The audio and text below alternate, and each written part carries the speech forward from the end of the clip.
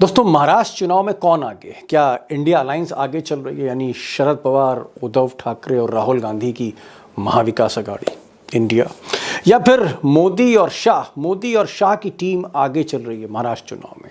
अब ये बात तो मैं आपको आगे इस वीडियो में बताऊंगा ही, जाहिर तौर पे बताऊंगा, लेकिन मैं चाहता हूं कि आज वीडियो की शुरुआत एक तस्वीर से करें, एक ऐसी तस्वीर जिसे आपको गौर से देखना होगा। और ये तस्वीर है बीजेपी के पूर्व केंद्रीय मंत्री दिलीप सिंह जुदेव की तस्वीर है, जो अब इस दुनिया में नहीं रहे। तस्वीर मैं आपको इसलिए दिखा रहा हूं क्योंकि दिलीप सिंह जुदेव ने एक बार कहा था, वंस अपॉन अ टाइम इन्होंने कहा था कि पैसा खुदा तो नहीं, पर खुदा की कसम खुदा से कम भी नहीं। पैसा खुदा तो नहीं, पर खुदा की कसम खुदा से कम भी नहीं। गौर से सुना होगा आपने इसको। अब मैं चाहूँगा कि आप एक वीडियो देखिए इस तस्वीर के बाद, और ये जो वीडियो है ताज़ा वीडियो है, महाराष्ट्र का वीडियो है, मोदी जी का वीडियो है। इस वीडियो को देखिए, फिर आगे बताता हूँ। एक है तो साथियों, मैं आज महाराष्ट्र की धरती से हरियाणा के अपने भाई बहनों का विशेष आभार व्यक्त कर रहा हूं। अब जाहिर तौर पर इस वीडियो में आपने मोदी जी की आवाज़ सुनी होगी, और मोदी जी एक स्क्रीन पर भी दिख रहे हैं। एक पंडाल में भीड़ है और दूसरे पंडाल में जो कुर्सियां हैं, सफ़ेद कुर्सियां खाली पड़ी हैं, कुर्सियां खाली पड़ी। लेकिन इन खाली कुर्सियों के बावजूद पब्लिक है या नहीं है, इसके बावजूद बीजेपी के नेता महाराष्ट्र में डंके की चोट पर कह रहे हैं कि महाराष्ट्र का हरियाणा होने जा रहा है, महाराष्ट्र का हरियाणा होने जा रहा है, और हम महाविकास अघाड़ी को न सिर्फ टक्कर दे रहे हैं, जीतने जा रहे हैं। अब इसके पीछे वही दिलीप सिंह जुदेव साहब का फॉर्मूला है, मंत्र है, पैसा खुदा तो नहीं, खुदा से कम नहीं। और आप यकीन मानिए कि महाराष्ट्र में आज की तारीख में पैसों की बरसात हो रही है। चारों तरफ से पैसा बरस रहा है, सरकारी पैसा भी और लिफाफे में भी। अब दोस्तों, महाराष्ट्र की जो ज़मीनी सच्चाई है आज की तारीख में वो ये है कि जो शिंदे सरकार, एकनाथ शिंदे सरकार है, ये रेवड़ी की तरह पैसा बांट रही है। मुफ्त योजनाएं, एक से बढ़कर एक योजना है, वो चाहे लाडली बहना योजना हो मध्य प्रदेश की तर्ज पर, जिसमें कैश ट्रांसफ़र हो रहा है, आप सीधे सीधे खाते में कैश पहुंच रहा है, वो चाहे लड़का भाऊ योजना हो, चाहे बर्तन योजना हो, तमाम किस्म की योजनाएं घर घर पैसा पहुंचाने के लिए पिछले 3-4 महीनों से आप कह सकते हैं रिकॉर्ड टूट गया। और लोग कह रहे हैं कि इतना महंगा इलेक्शन पहले कभी महाराष्ट्र में देखा नहीं गया। आप कह सकते हैं हिंदुस्तान का सबसे महंगा असेंबली इलेक्शन लड़ा जा रहा है, जहां एक तरफ मुफ्त योजनाएं हैं, और मुफ्त योजनाओं का हाल ये है, आगे मैं बताऊंगा एक्सपर्ट की मदद से, कि टीचर्स को, सरकारी टीचर्स को वेतन देने के लिए पैसे नहीं। ये पता नहीं है कि इस चुनाव के बाद, ख़त्म होने के बाद, सरकारी कर्मचारियों को, अफसरों को तनख्वाह कहां से मिलेगी। और तकरीबन 7-8 लाख करोड़ रुपए का कर्जा है महाराष्ट्र पे, उसके बावजूद फ्रीबीज चल रही है, मुफ्त योजनाएं चल रही हैं। एक तरह से आप कह सकते हैं घूस सीधे हथेली पे रखी जा रही है वोटर्स के। और दूसरी तरफ नंबर 2 का पैसा भी चल रहा है। ऐसा लोग कह रहे हैं कि लिफाफे घर घर पहुंचाए जा रहे हैं, और आखिरी 3-4 दिन में, यानी 20 तारीख जब वोटिंग है उससे पहले, कस्बे घर घर पैसा लिफाफे में पहुंचाने के लिए टारगेट तय हो रहे हैं। तो एक तरफ शरद पवार हो, उद्धव ठाकरे हो, राहुल गांधी हो, इनको समझ नहीं आ रहा कि पैसे की बरसात कहां से हो रही है। और दूसरी तरफ मोदी जी शायद इसीलिए कह रहे हैं कि महाराष्ट्र का हरियाणा कर दूंगा। अभी हरियाणा के चुनावों में बीजेपी को पहले से भी ज्यादा सीटें मिली। पहले से क्या, इतिहास में सबसे ज्यादा सीटें मिली। अब यही इतिहास महाराष्ट्र की जनता भी दोहराने जा रही है। अब मोदी जी महाराष्ट्र का हरियाणा कर देंगे तो 23 नवंबर को ही पता लगेगा जब मशीनें खुलेंगी। हालांकि शरद पवार, उद्धव ठाकरे को महाराष्ट्र की ज़मीन पर हराना इतना आसान नहीं है। लेकिन एक सवाल है, और बड़ा सवाल है, बिग क्वेश्चन, कि क्या एकनाथ शिंदे, जी हाँ, मोदी जी के मोहरे एकनाथ शिंदे जो मुख्यमंत्री हैं, क्या ये नोट के दम पर वोट काटने जा रहे हैं, नोट के दम पर वोट काटने जा रहे हैं। ये स्ट्रैटेजी है कि वोट को नोट से काटो, ये रणनीति है चाणक्य की। या फिर जनता जो है, महाराष्ट्र की जो जनता है, जो कहीं ना कहीं मराठी अस्मिता को लेके जीती है, क्या महाराष्ट्र की जनता इस नोट के आगे झुक जाएगी? या फिर ज़मीर जागेगा जनता का? क्या होने जा रहा है महाराष्ट्र में? कई मेहमान हैं आज, मैंने आपसे पहले कहा था, आज हमारे साथ सुधीर सूर्यवंशी जुड़ रहे हैं मुंबई से, कई खुलासे करने जा रहे हैं, उनको गौर से सुनिएगा, चौंकाने वाले खुलासे हैं खेल को लेकर, पर्दे के पीछे जो हो रहा है। हमारे साथ नागपुर से प्रकाश पोहरे साहब होंगे, वो भी आज बहुत कुछ कहने जा रहे हैं। हमारे साथ अरुण अग्रवाल होंगे, अरुण अग्रवाल जिन्होंने इलेक्टोरल बॉन्ड और ईवीएम्स को लेकर इलेक्शन कमीशन को हिला दिया जब उन्होंने पिटिशंस किए सुप्रीम कोर्ट में। आज मैंने उनको कहा, आप आइए, ये भी एक फाइनेंशियल स्कैम जैसा ही है, ये जो पैसों का खेल है, इसकी परतें खोलिए, आप सुनिएगा उनको भी। और हमारे साथ उमाकांत लखेड़ा भी होंगे। इन चारों को सुनिए, खुद तय करिए, पैसों की बरसात के पार जाएगा इलेक्शन? क्या ज़मीर जागेगा जनता का, या शिंदे का नोट सब कुछ झुका देगा अपने आगे? प्रकाश जी, आप कल कह रहे थे और आप लगातार इस बात पर कायम हैं कि महाविकास अघाड़ी, शरद पवार, उद्धव ठाकरे और राहुल गांधी, अगर आप आंकड़े देखें, चाहे वोट के आंकड़े देखें, दलित, मुस्लिम या फिर मराठा के आंकड़े देखें, अगर आप मुद्दे देखें, मराठी अस्मिता का मुद्दा देखें, बेरोजगारी का मुद्दा देखें, हर इशू पर महाविकास अघाड़ी भारी पड़ रही है, ये आपका मानना है। और आपने ये भी कहा था कि 60 और 40 का अंतर है, 60% लीड महाविकास अघाड़ी को है, और टीम मोदी जी की जो टीम है, एकनाथ शिंदे, अजीत पवार और फडणवीस की, वो 40% पर खड़ी, 60 और 40 का अंतर है। लेकिन मैं आपसे आज एक सवाल कर रहा हूं कि क्या शिंदे का पैसा, क्या शिंदे सरकार की फ्री योजनाएं, 96,000 करोड़ की तो सिर्फ लाडली बहना योजना है, अगर लड़का भाऊ योजना देखिए तो सारे कीर्तिमान ध्वस्त हो जाते हैं, और फिर लिफाफे भी बट के जा रहे हैं। क्या पैसे का बोलबाला है, और पैसा के दम पर क्या महाविकास अघाड़ी को चैलेंज दे रहे हैं एकनाथ शिंदे, मोदी, अमित शाह? आपने बिल्कुल सही मुद्दों पर उंगली रखी है दीपक जी। आज ही मुझे मेरे एक रिपोर्टर ने पूरे के पूरे फोटो भेजे हैं कि किस तरीके से रिजर्व बैंक ऑफ इंडिया के जो नोटों के जो बंडलों के जो रैपर्स रहते हैं, उसके ऊपर नंबर वगैरह भी लिखे हैं, कोरे नोटों के बंडलों के रैपर्स करोड़ों रुपए के, उसने फोटो भेजी है कि ये ऐसे रास्ते पे एक इसमें जंगल में पड़े हुए उसको मिले, उसने उसके फोटो निकाल के मुझे भेजे हैं, मैं आपको भेजता हूँ वो, तो आप इनको बता दीजिए। और नोटों का तो बरसात होने वाली है महाराष्ट्र के अंदर, एक बात ध्यान में रखिए। क्या तो ये जो नहीं, क्या बोला अभी आपने? क्या नोटों की बरसात बिल्कुल लोगों के ऊपर, क्योंकि कोरे नोटों, रिजर्व बैंक से निकले हुए नोटों के जो बंडल रहते हैं ना, एक एक में 100 बंडल बने हुए रहते हैं 500 रुपए के। अब 500 रुपए के 100 के बंडल माने कितना हो गया? वो 5 करोड़ रुपया हो गया। एक बात समझिए, एक बंडल के अंदर। प्रकाश जी, थोड़ा सा आप चाहूंगा कि मैं थोड़ा सा क्लैरिफिकेशन आपसे चाहता हूं।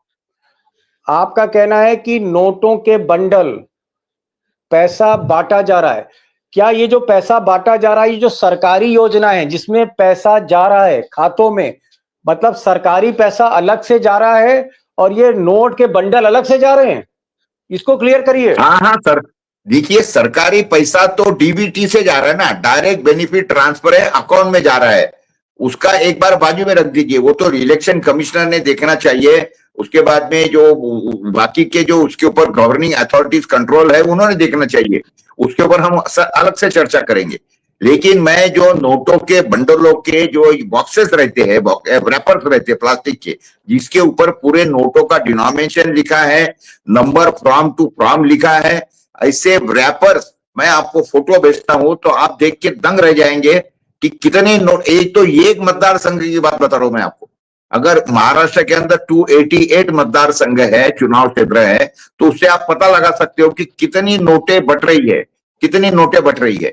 सुधीर जी, क्या एक नाथ शिंदे सरकार जो 1 लाख करोड़ से ज्यादा की योजना बांट रही है, क्या क्या सरकार के पास तनख्वाह देने के पैसे हैं अगले महीने? क्या ब्यूरोक्रेट्स क्या बोल रहे हैं आपको? दीपक जी, महाराष्ट्र के कुछ टीचर जो है उनको सैलरी नहीं हुई इस महीने की, अरे और राह टीचर्स देख रहे हैं को कि कब सैलरी नहीं हुई है।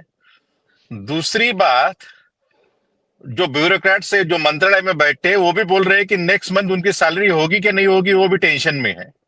अरे बाप रे क्योंकि बाप, मैं अरे आपको अंदर की बात बता, सुधीर भाई क्या बात कर रहे हैं भैया? हम लोग तो दिल्ली से बैठ के, लखनऊ से बैठ के, हमें तो लगता है कि मुंबई आर्थिक राजधानी है, पैसा ही पैसा है, अडानी है, अंबानी है, कॉर्पोरेट है, गोदरेज है, महिंद्रा है, टाटा है, बिरला है। हमको तो लगता है पैसे की खान है। आप कह रहे तनख्वाह देने के पैसे नहीं है। आप आगे भाई कौन सी सुनिए। आर्थिक राजधानी की बात कर रहे हैं फिर आप? आर्थिक राजधानी मुझे लगता है कि सिर्फ नेम से के लिए रह गई बम्बई आर्थिक राजधानी। नहीं नहीं, जैसे ये जो सरकारी योजना, सुधीर जी आप मंत्रालय देखते हैं महाराष्ट्र में, ये जो सरकारी योजना होती है, भले 500 रुपए की हो, 600 रुपए की हो, 1000 रुपए की हो, इसमें बहुत सी औपचारिकताएं करनी पड़ती हैं। आधार कार्ड लगाना पड़ता है, अपने बहुत से सर्टिफिकेट देने पड़ते हैं, फोटो लगानी पड़ती है, दस्तखत करना पड़ता है। 2-4 बार अधिकारी अफसर फॉर्म रिजेक्ट कर देते हैं। तो क्या स्क्रूटनी हो रही है फॉर्म्स की?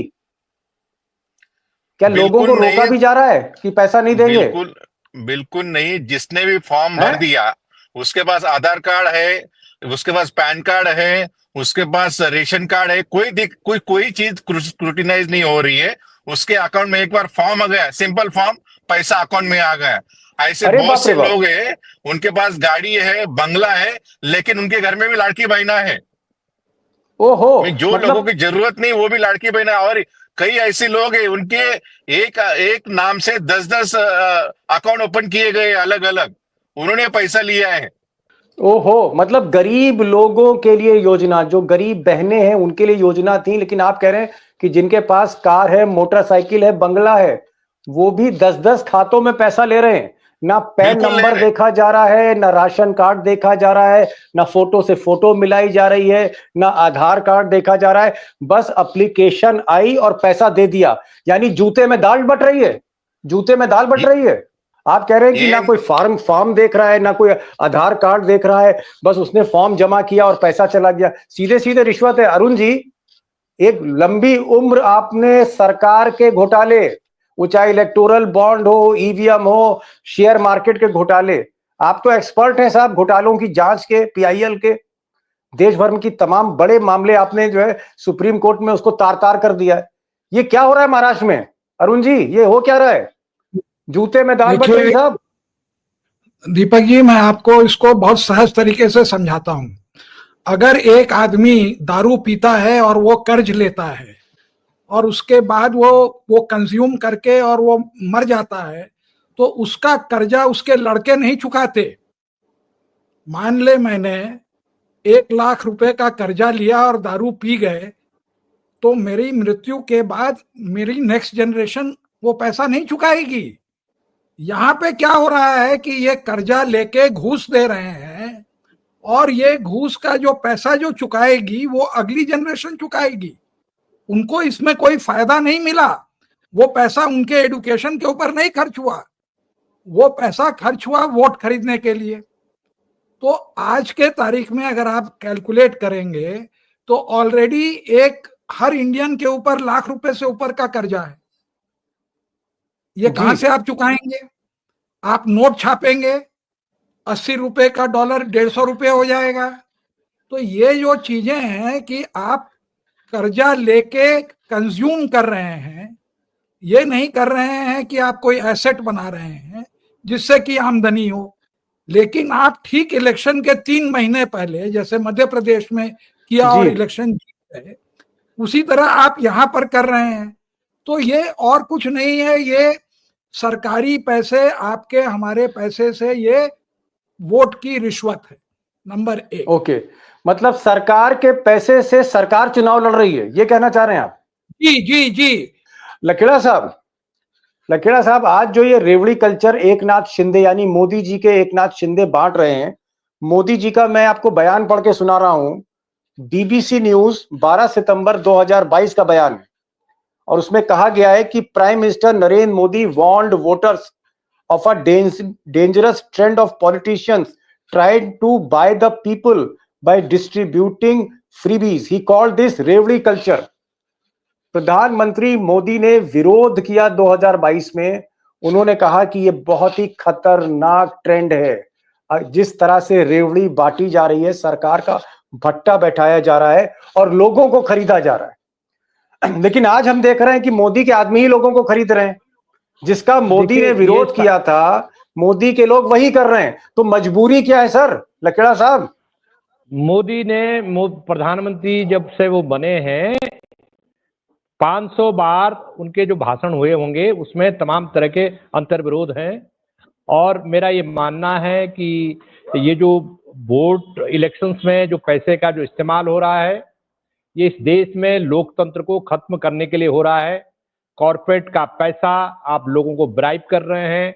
सरकारी खजाने में जो टैक्स पेयर का पैसा है उसको वोट खरीदने के लिए, ब्राइब करने के लिए आप खरीद रहे हैं। ये तो, और दूसरी बात कि इलेक्ट्रल बॉन्ड से 2024 के लोकसभा चुनाव के पहले जो भंडाफोड़ हुआ था, जिसमें सीधा सीधा ये लोग इन्वॉल्व हैं, और मुझे लग रहा है ये क्रिमिनल एक्ट है कि आप ब्लैकमेल करके, कॉर्पोरेट कंपनियों को ब्लैकमेल करके पैसा इकट्ठा कर रहे हैं और उस पैसे से आप वोट खरीद रहे हैं, उस पैसे से आप शराब बंटवा रहे हैं, उस पैसे से आप कैश बंटवा रहे हैं। तो मेरा जो मैंने स्टडी की है, महाराष्ट्र में बहुत ज्यादा लोग पैसे से खरीदे नहीं जाते हैं। महाराष्ट्र के इलेक्शंस में लोगों का जमीर है, वहां पर लोग सिद्धांतों के आधार पर वोट देते हैं।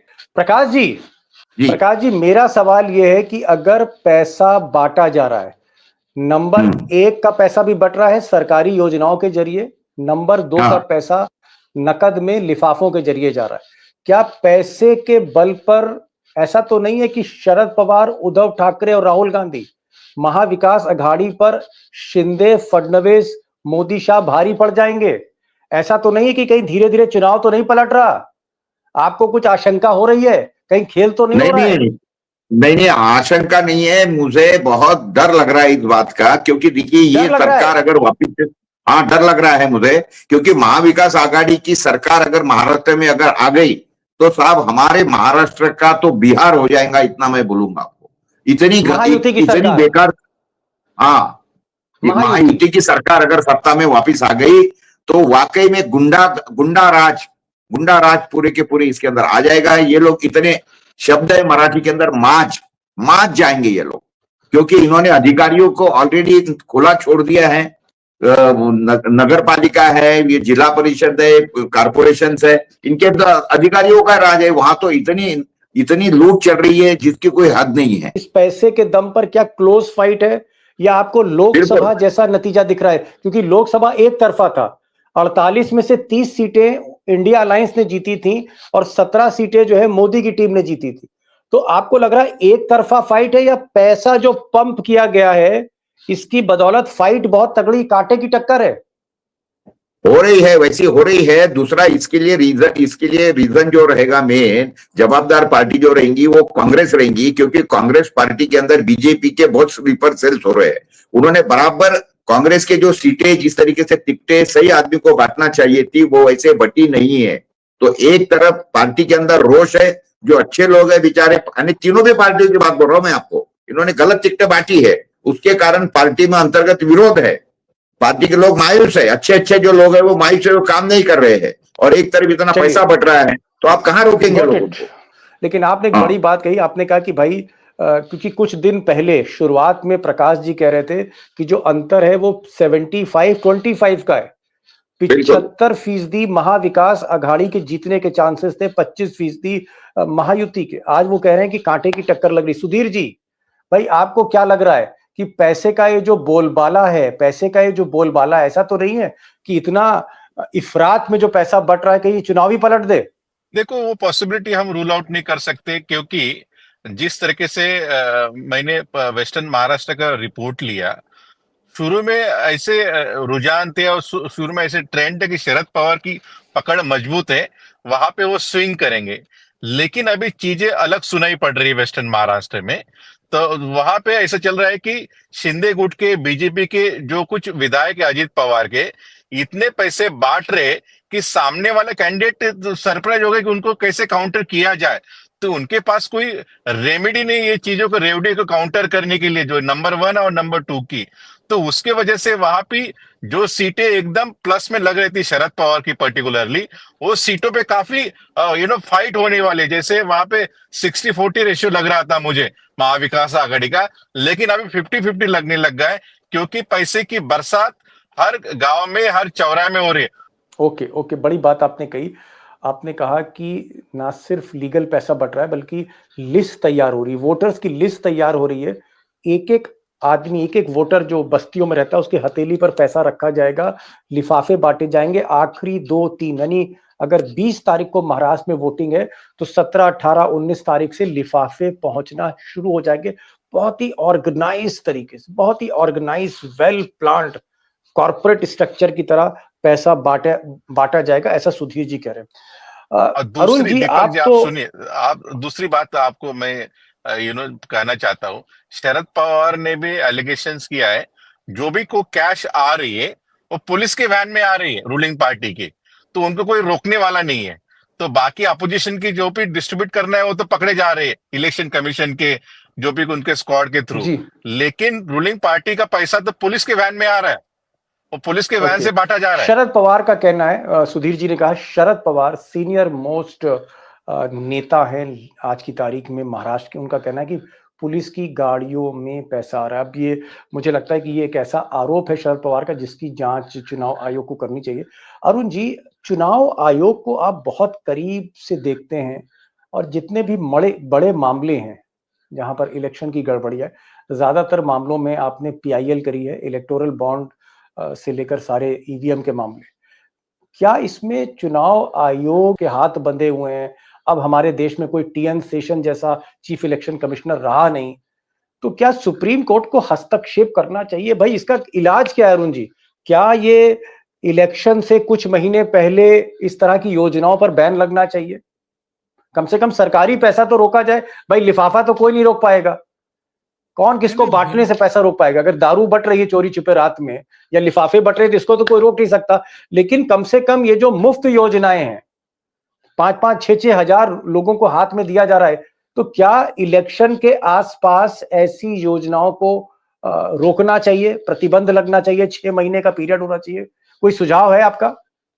नहीं, सुझाव क्या है, ये तो देखिए, कोई भी आदमी को अगर कॉमन सेंस होगा और ये कहेगा, जैसे मध्य प्रदेश में हुआ कि आपने 4 साल 9 महीने तो आपने कुछ दिए नहीं, अब वो इलेक्शन आया तो 3 महीने में आपने लाडली बहन लगा दी।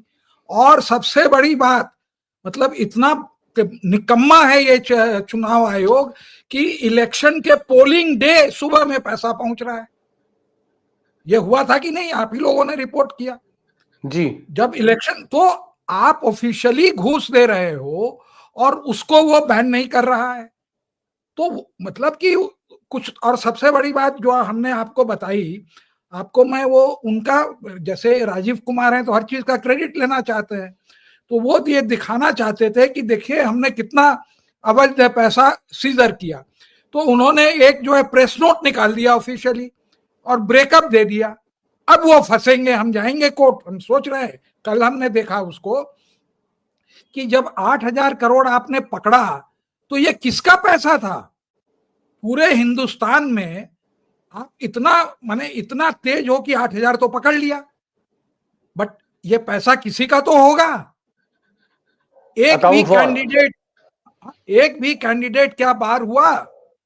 एक कॉन्स्टिट्यूंसी में मैंने बताया कि 16-18 करोड़ औसत। मतलब आप कह रहे हैं कि इलेक्शन कमीशन जो पैसा बरामद करे उसका बकायदा जांच करके बताए या इनकम टैक्स की मदद ले कि भाई ये पैसा किसका था, किसको जा रहा था, उसकी लिस्ट आनी चाहिए। जब इलेक्शन हो रहा है तो उसको बैन करे ना। अगर मान ले मैं एक कैंडिडेट हूं और मेरा आपने 2 करोड़ रुपए पकड़ लिए, किसी का तो ये तो नहीं है कि किसी का भी था, 2 करोड़ पकड़े, और आपको शायद मालूम होगा कि 2 ऑब्जर्वर होते हैं। एक ऑब्जर्वर जो होता है वो आईआरएस होता है, क्या तो इनकम टैक्स से होता है या सेंट्रल एक्साइज एंड कस्टम्स का आदमी होता है।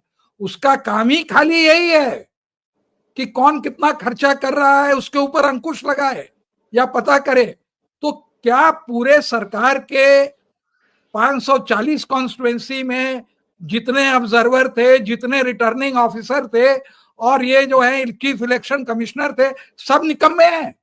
पुलिस निकम्मी है कि एक आदमी के केस में आप 8 ऑफिशियल फिगर है 8,000 करोड़, अनऑफिशियल नहीं है कि अखबार में छप गया। Got it. अरुण जी समझ गया, आप बड़ी बात कह रहे हैं। आप कह रहे हैं कि भाई एक्शन तुरंत लेना चाहिए और इलेक्शन कमीशन जिस पर बहुत से आरोप लग रहे हैं, ट्रांसपेरेंट होना चाहिए, कौन पैसा किसको दे रहा है। और अगर कोई विधायक या सांसद का जो चुनाव लड़ रहा है उम्मीदवार, उसका ना सिर्फ पैसा जब्त हो, उसका नामांकन भी रद्द होना चाहिए, सजा मिलनी चाहिए। प्रकाश जी 30 सेकंड का वक्त है। 30 सेकंड जी जी जी जी 30 सेकंड का वक्त है, प्रोग्राम समाप्ति की ओर है। 30 सेकंड का वक्त है। ये बताइए, चलिए भाई पैसा तो मिल रहा है, क्या जनता पैसे पर वोट करेगी या जो आप मराठी अस्मिता कह रहे थे, कहीं ना कहीं दिमाग में मराठी अस्मिता है? नहीं, देखिए मराठी अस्मिता वगैरह तो है, ये इलेक्शन का मुद्दा है। उसके बाद में इनके खिलाफ में जो रोष है लोगों का, वो भी मुद्दा है। लेकिन उसके बावजूद भी जिस तरीके से सारा हो रहा है, उसमें अभी लोगों के लालच की तो कोई अंत नहीं है। दीपक जी एक बात ध्यान में रखिए, अभी लोगों का अभी बचा है सिर्फ जमीर। जो जमीर अगर किसका जिंदा है, वो पैसा ले ले, मैं तो बोलता हूँ एक बार पैसा ले ले चलो, लेकिन कम से कम वो वोट तो सही आदमियों को दे, क्योंकि उसको तो भविष्य देखना है। और जिस सुप्रीम कोर्ट की आप बात कर रहे थे, देखिए सुप्रीम कोर्ट ने अगर इसके, ये मैं बताता हूँ, ये खुद ही सुप्रीम कोर्ट में जाएंगे कि कोई इनका आदमी जाएगा और सुप्रीम कोर्ट से, क्योंकि ये पैसे तो बांट नहीं सकते और इनको बहाना मिल जाएगा, भाई हमारी तो देने की बड़ी इच्छा थी लेकिन अब क्या करें। सुप्रीम कोर्ट ने देखिए हमारे ऊपर बंधन लगा दिया। एक बात ध्यान में रखिए, इनको बहाना मिल जाएगा। हाँ समझ गए। 3-4 महीने पैसा बांटने के बाद फिर सुप्रीम कोर्ट से उसी स्कीम को प्रतिबंधित करा देंगे, ये इनका। अरे अरुण जी ने जो बोला, वो तो सबसे मेन बात बोला अरुण जी ने, कि उन्होंने बोला कि ये इलेक्शन के बिल्कुल 1 महीने 2 महीने पहले ये पैसा अगर बट रहा है और इलेक्शन कमिश्नर उसका कोई संज्ञान नहीं ले रहा है, क्या है मतलब है, क्या तमाशा चल रहा है? लास्ट पॉइंट आपने ठीक कहा। सुधीर जी ये कह रहे हैं, क्योंकि आप पूरा महाराष्ट्र घूम रहे हैं इसलिए आपसे सवाल कर रहा हूं, आखिरी सवाल है, 30 सेकंड है। ये प्रकाश जी का कहना है कि भाई मेरा तो ये सजेशन है कि भाई पैसा ले लो, लेकिन जब वोट दो तो जमीर जागना चाहिए। क्या जमीर जागेगा महाराष्ट्र का, आपको लगता है? पैसा लेने के बाद सही आदमी चुनेंगे, पैसा रख लीजिए कह रहे हैं प्रकाश जी। देखो दीपक जी, 2 चीजें होती है पैसे की।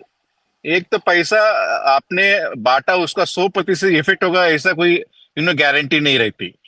उसमें कुछ परसेंटेज के हिसाब से उसका इफेक्ट मिलता है चुनाव में। दूसरी बात, ऐसे बहुत बार हुआ, मैंने खुद भी देखा है, लोगों ने पैसा ले लिया कैंडिडेट का, लेकिन वो कैंडिडेट को वोट ही नहीं दिया लोगों ने मन बना लिया। जब लोग मन बना लेते हैं तो लोगों को में पैसे में ना हो और तुम हीरे डायमंड में ना हो, लोग कुछ नहीं करेंगे, लोग सीधा उनके अगेंस्ट में वोटिंग करेंगे। ये भी मैंने देखा है। अभी महाराष्ट्र की जनता ने क्या मन बनाया है उसके ऊपर सारी चीजें निर्भर है। सारी चीजें महाराष्ट्र की। चलिए खैर इलेक्शन की बात है, इसलिए मैं अरुण जी को इलेक्शन में इन्वॉल्व तेलंगाना का दीपक भाई, तेलंगाना का एग्जाम्पल इसके लिए सबसे बड़ा है। तेलंगाना में तो गवर्नमेंट ने कितनी स्कीमें और क्या दिया, वो तो हर किसान को उन्होंने, ये तो 6,000 रुपए सिर्फ किसान को 1 साल में दे रहे हैं, लेकिन वहां तो 12,000 रुपए पर किसान पर एकड़ बटा, और उसके बावजूद भी केसीआर का पराभव हुआ वहां पे। जी बहरहाल दोस्तों, आज जो हमारे पैनलिस्ट थे उसमें अरुण जी का सुझाव ये था कि भाई इलेक्शन कमीशन, सुप्रीम कोर्ट कहीं ना कहीं इंटरफियर करना चाहिए, एक्शन लेना चाहिए अगर पैसा बटते हुए आप देख रहे हैं और आप उसको जब्त कर रहे हैं। दूसरा, प्रकाश जी, भाई तजुर्बा बहुत है प्रकाश जी को, 50 साल की पत्रकारिता, इन्होंने कहा कि भाई ठीक है अगर गरीब आदमी हो तो पैसा ले लो, दारू की बोतल मिल रही है रख लो, अगर लिफाफा मिल रहा है रख लो, लेकिन जिस दिन वोट डालना उस दिन जमीर का इस्तेमाल करना और सही आदमी को वोट देना, ये वो कह रहे हैं। देखना ये है कि क्या सही आदमी को महाराष्ट्र वोट देता है या नहीं देता है। तो let's leave it on the people of Maharashtra, Marathi अस्मिता पे छोड़ देते हैं। अरुण जी आप आए, प्रकाश जी आप आए, हमारे साथ सुधीर जी जुड़े थे और उमाकांत लकड़ा जुड़े थे, सबका बहुत बहुत